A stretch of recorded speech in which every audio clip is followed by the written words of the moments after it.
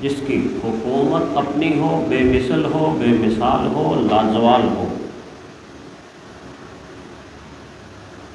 وہ لینے میں کسی کا محتاج نہ ہو لیکن سب لینے میں اس کے محتاج ہوں، اور سب کو دینے کے بعد بھی اس کے خزانوں میں کمی نہ آئے۔ ایسی ذات تعریف کے لائق ہے، حمد کے لائق ہے۔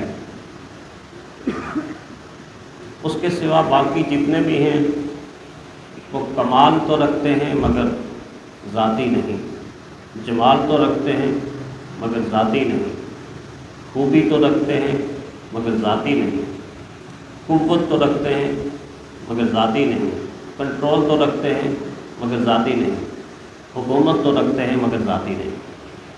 آپ گنتے جائیں گنتے جائیں گنتے جائیں، جتنی چیزیں گنیں گے آپ کو کہنا پڑے گا یہ ذاتی نہیں، یہ ذاتی نہیں، یہ ذاتی نہیں۔ جب بھی کہیں گے یہ ذاتی ہے تو اللہ کی ذات کے بارے میں کہیں گے ہاں اللہ کی ذات کا یہ کمال ذاتی کمال ہے، حسن و جمال ذاتی جمال۔ اس لیے فرمایا کہ ساری تعریفیں اس اللہ کے لیے ہیں جو تمام جہانوں کا پروردگار ہے۔ پھر اپنی صفات میں سے پیاری پیاری صفات کا تعارف فرمایا کہ ساری کی ساری جتنی کائنات ہے اور جتنے جہانوں کا ذکر اس نے کیا ہے سب پر مہربان بھی ہے، اور سب کے ساتھ اس کا رحمت کا معاملہ بھی ہے۔ یہ باتیں سمجھانے کے بعد اللہ تعالیٰ انسان کی ایک ایسی غلط فہمی کا بھی ازالہ کر رہے ہیں جس میں قدم قدم پر انسان کو غلط فہمی ہو جاتی ہے اور خوش فہمی کے اندر مبتلا ہو جاتا ہے انسان، اور ایسی خوش فہمی ایسی غلط فہمی کا شکار ہو جاتا ہے کہ بعض دفعہ اس پر دھیان بھی نہیں رہتا، سوچ بھی نہیں رہتی یار میں کتنی بڑی غلط فہمی کے اندر مبتلا ہوں، کتنی خوش فہمی کے اندر مبتلا ہوں جس کی حقیقت ہی کوئی نہیں ہے، جس کی بنیاد ہی کوئی نہیں ہے۔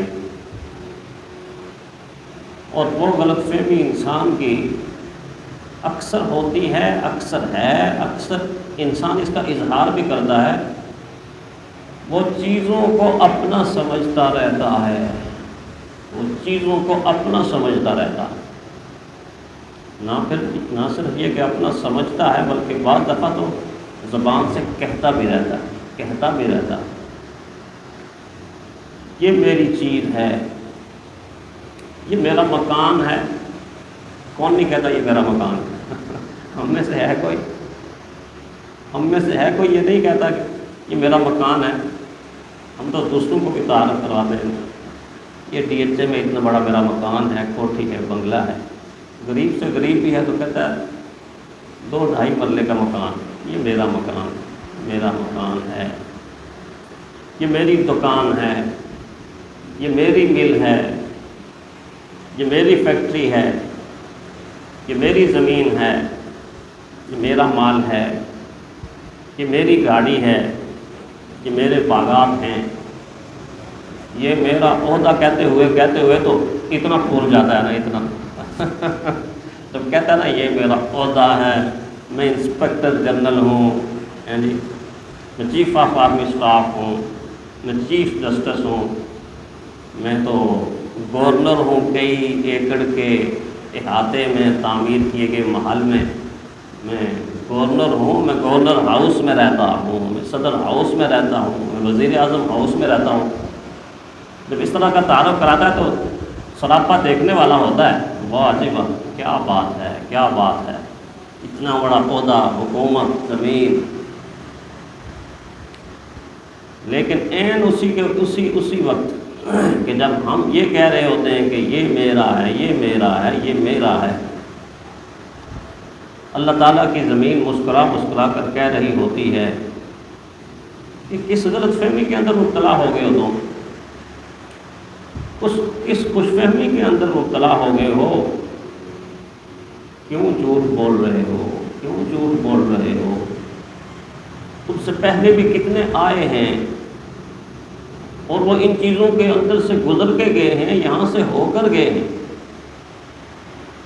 جو چیز کوئی چھوڑتا ہے وہ اس کا مالک نہیں ہوتا،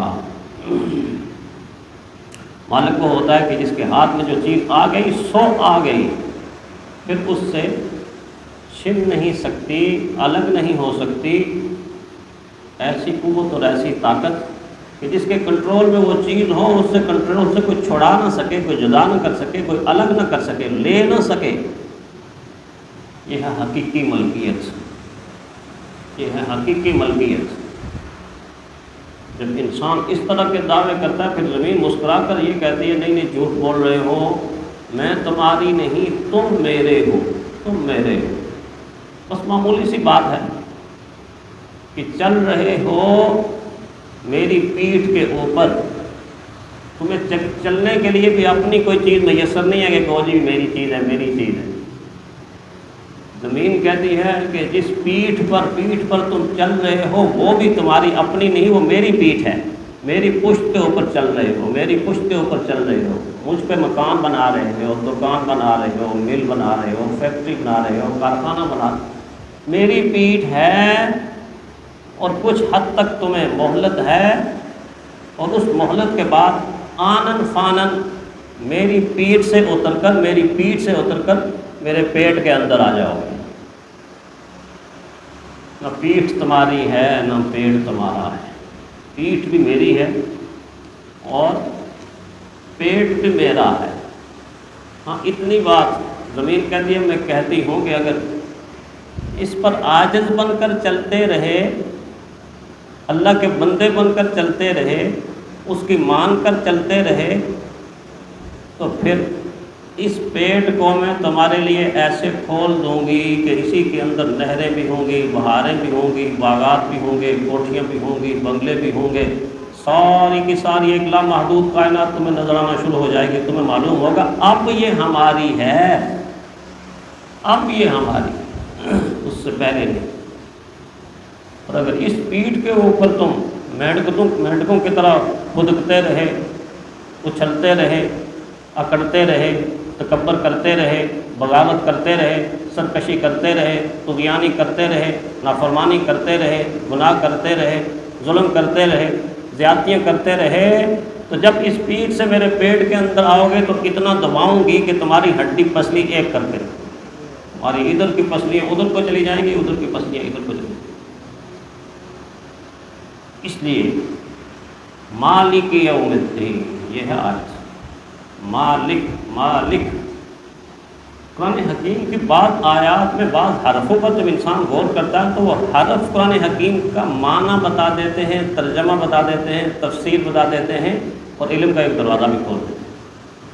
مالک، میم اور الف ساری حقیقت کو واضح کر دیتے ہیں۔ میم سے مالک، الف سے اللہ، یہ دو حرف پہلے ہی بتا دیتے ہیں کہ مالک صرف اللہ ہو سکتا ہے اور کوئی نہیں ہو سکتا۔ در حقیقت مال کے ہر شے خداست، کی امانت چند روز مثل ماست۔ در حقیقت یہ ہے کہ ہر چیز کا مالک اللہ ہے۔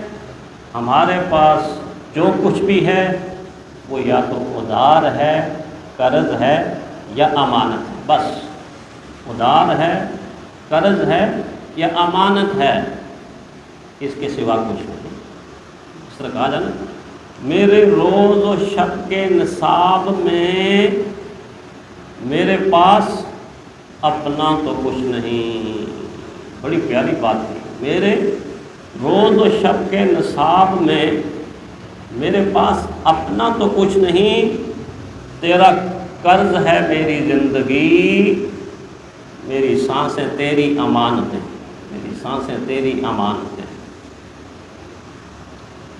جو کچھ بھی مجھے اور آپ کو ملا، دنیا والوں کو ملا، نسل انسانی کو ملا، اس سے پہلوں کو ملا، حال والوں کو ملا، مستقبل والوں کو ملے گا، وہ سب ادھار ہوگا، قرض ہوگا، امانت ہوگا۔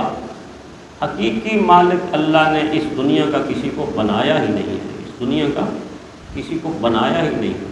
حقیقی مالک اللہ تعالیٰ کی ذات ہے، اللہ تعالیٰ کی ذات ہے، اس کے سوا کوئی حقیقی مالک نہیں ہے، کوئی حقیقی مالک نہیں ہے۔ ہم کون ہیں؟ ہم چوکیدار ہیں۔ ہم کون ہیں؟ ہم پہرے دار ہیں، اس کے سوا ہم کچھ نہیں ہیں۔ جو اتنے بڑے گھر کے اندر بیٹھ کر یہ کہتا ہے یہ میرا گھر ہے، فطرت پکار پکار کر کہتی ہے یہ تیرا گھر نہیں ہے، تو اس کا چوکیدار ہے۔ اللہ نے ذمہ داری لگا دی ہے، اتنا بڑا گھر بنایا، کر چوکیداری، کر چوکیداری۔ جب تک اللہ چاہے گا چوکیداری لے گا اس سے، اور جب اللہ چاہے گا اس کو بلا لے گا، اس کی ذمہ داری ختم ہو جائے گی، کوئی اور چوکیدار آ جائے گا۔ تو کون ہے؟ تو پہرے دار ہے، تو حقیقی مالک نہیں۔ اللہ تعالیٰ اس صورت کے اندر دیکھیں، اس پیارے سے صفاتی نام کے ساتھ کتنی بڑی حقیقت کو انسان کے ذہن کے اندر، دل کے اندر، دماغ کے اندر کھولتے ہیں۔ کاش کہ سورہ فاتحہ پڑھتے ہوئے جس طرح سورہ فاتحہ کے پڑھنے کا، سمجھنے کا حق ہے، اگر اس طرح کا ہم ادا کر لیں، ایک نماز میری اور آپ کی زندگی کو بدل کے رکھ دے گی، تبدیل کر کے رکھ دے گی۔ ساری کی ساری وہ تاثیر اور وہ اثر نماز کا جو ہے، چند آیات کے پڑھنے سے میرے اور آپ کے بدن کے روئیں میں داخل ہو جائے گا۔ الحمدللہ رب العالمین، وہاں تعریف اللہ کے لیے جو سارے جہانوں کا پالنے والا ہے، ادھر سے حامد کا فلسفہ اور ادھر سے عالمین کا فلسفہ، تو انسان کو تو جی نہیں کرتا کہ اگلی آیت کو جائے۔ ادھر سے انسان کہاں کہاں کہاں کہاں گھوم کے رہ جائے گا۔ عالمین عالمین عالمین کا رب، عالمین کا پالنے والا، عالمین کا سنبھالنے والا، عالمین کا حفاظت کرنے والا۔ کیا شان ہے اللہ کی، کیا شان ہے میرے اور آپ کے رب کی، کیا شان ہے۔ پھر الرحمن الرحیم جب زبان سے نکلے گا، اس کی مہربانیاں یاد آئیں گی، کہاں وہ بطن مادر تھا، کہاں وہ پہلا سانس تھا، کہاں ایسے ایسے ترتیب کے ساتھ اللہ ساتھ انسان بڑھتا رہا، کہاں توانائیاں اور طاقتیں اور جوبن اور جوانی اور صحت اور نعمتوں کی ساری وہ کائنات انسان کے چاروں طرف بکھیر کے، یہ بھی کھاؤ وہ بھی کھاؤ وہ بھی، سارے حلال آپ کے لیے ہیں، آپ کے لیے کھاؤ۔ رحمان اور رحیمیت کی صفت پہ انسان جب آئے گا تو ایسا لگے گا اسی میں گم رہے، اسی میں گھومتا رہے، اسی میں گم رہے۔ نماز تو پھر نماز ہے، اگر نماز حقیقت میں نماز بنائی جائے۔ پھر آگے جا کے فرمایا اس آیت میں کہ خوش فہمی کو دور کرو، غلط فہمی کو دور کرو، اور یہ سمجھ لو کہ تمہیں بھیجا گیا ہے۔ آدم علیہ السلام کے بھیجتے ہوئے تمہیں کیا سمجھایا تھا؟ دادا کے لیے کیا حکم ہے؟ فرمایا فَمُسْتَقَرٌ، یہ ٹھکانہ ہے، ہمیشہ کا نہیں، ہمیشہ کے ٹھکانے کو جنت قرار دیا، وہ ہمیشہ کا ٹھکانہ ہے۔ وہاں پر مستقر ومتاع الی حین، ایک وقت معین تک، بس اس کے آگے کوئی ٹھکانہ نہیں۔ تو عارضی طور پہ جو چیزیں مجھے اور آپ کو ملی، ان پر ہم نے یہ کہنا شروع کر دیا کہ یہ ہماری ہیں، یہ میری ہیں۔ علامہ اقبال رحمۃ اللہ علیہ نے وہ نظم جو لکھی نا، بڑا کلام ہے ان کا، بہت کلام ہے، خوبصورت کلام ہے۔ تو نظم لکھی، چین و عرب ہمارا، ہندوستان ہمارا، مسلم ہم وطن ہیں، سارا جہاں ہمارا۔ یہ نظم لکھی، بڑی پیاری نظم، ماشاءاللہ بڑی آسان ہے۔ تو اکبر الہآبادی مرحوم نے جب یہ نظم پڑھی، انہوں نے بڑی میٹھی تنقید کی، میٹھی تنقید کی۔ شاعر شعراء پہ تنقید کرتے رہتے ہیں، ادیب دوسرے ادیبوں پر تنقید کرتے رہتے ہیں، اہل علم دوسرے اہل علم پر تنقید کرتے ہیں۔ تنقید کا مطلب ہوتا ہے کہ کسی چیز کو نکھار کر، چھانٹ کر، صاف ستھری کر کے، واضح کر کے پیش۔ تنقید کا یہ مطلب نہیں کسی کا دل دکھانا، کسی کے سینے کے اوپر خنجر جلانا، کسی کو ہوٹنگ کرنا، کسی کی توہین کرنا، کسی کی تضحیق کرنا، یہ تنقید نہیں، یہ تخریب ہے، جو فی زمانہ تخریب ہی چل رہی ہے۔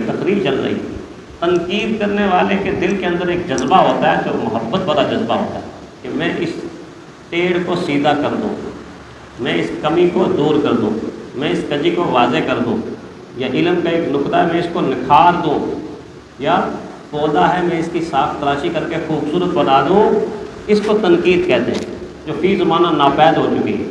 فی زمانہ تنقید برائے تنقید ہے، اس میں دلائل نہیں ہے، علم نہیں ہے۔